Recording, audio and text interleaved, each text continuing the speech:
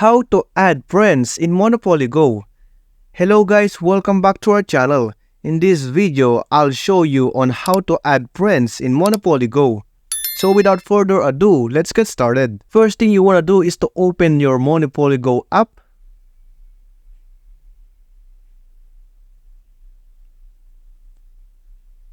Once you're here, you can see the friends icon on the bottom right corner. You can click it.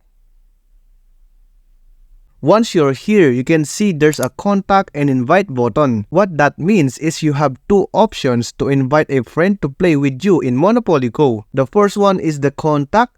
Basically, you can choose one of your contacts to invite and play Monopoly Go. The second one is invite. Let me click this. As you can see here, we have the share link and share to messenger button. It's up to you where do you want to invite them.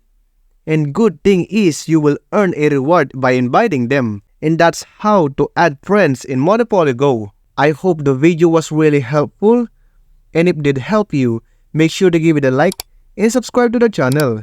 If you have any questions, you can comment down below. Thank you very much for watching till the end of this tutorial. See you soon on the next video.